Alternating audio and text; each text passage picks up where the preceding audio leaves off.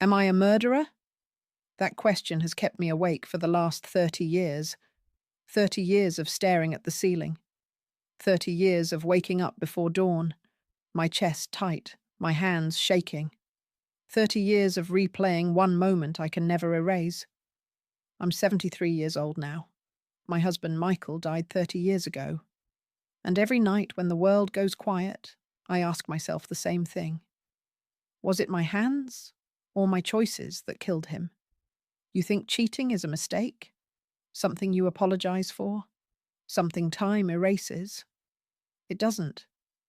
Before I was a wife, before I was a mother, I was a woman who felt deeply loved. I met Michael when I was 24, 1976. A small diner in Cleveland, with cracked vinyl seats and the smell of old coffee. He stood behind me in line, holding exact change, nervous, polite. He apologized when his elbow touched my arm. That was Michael. Careful, gentle. We talked until the waitress told us she needed the table. Then we talked in the parking lot.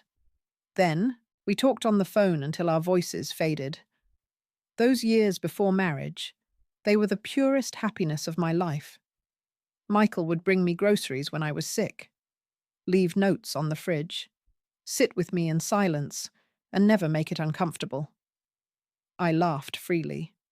Then I slept peacefully. Then I married him at 27, June 1979.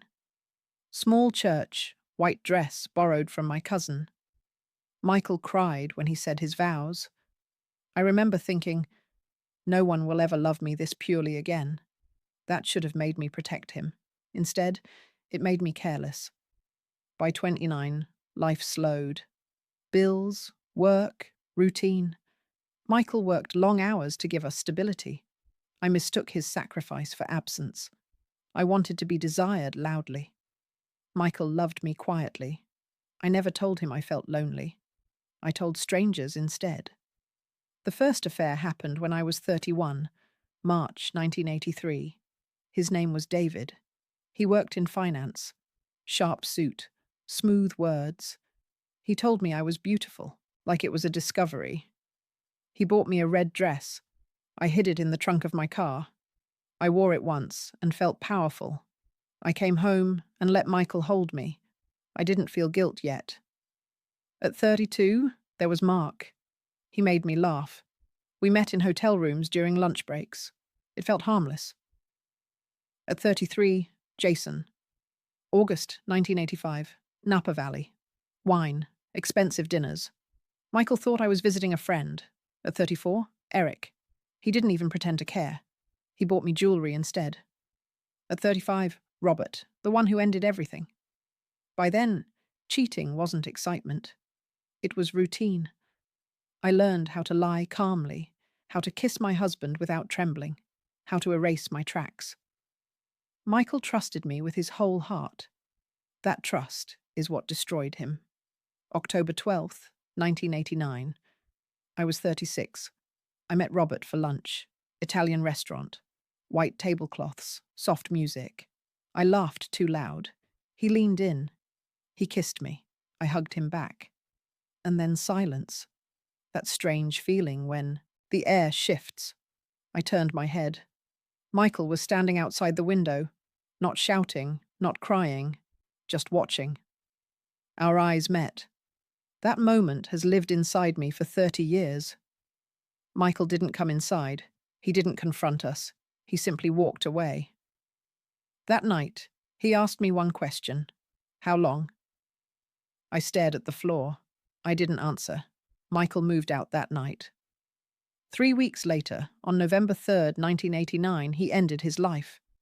30 years since that day, sleep has never returned. I dream of him standing in doorways. Sometimes he says nothing. Sometimes he asks, "Why wasn't I enough?"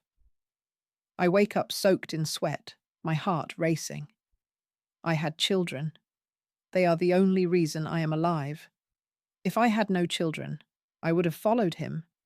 That's not drama. That's truth. I stayed alive for them.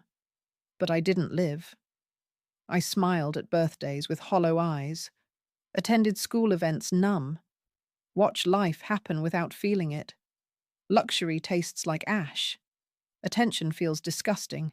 Love feels dangerous. To the young people listening, you think cheating is about pleasure. It's not.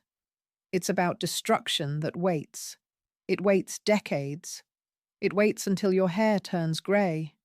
It waits until the house is quiet. Ask yourself something hard. Can you live with your worst choice for 30 years? Because I couldn't undo mine. I don't want forgiveness. I don't deserve it. I want to know, how do you live after you become the villain in your own story? How do you heal when the damage is permanent? If anyone watching knows, if anyone has lived with regret this heavy, please tell me, because I am alive. But I have been broken for 30 years, and I don't know how to rest.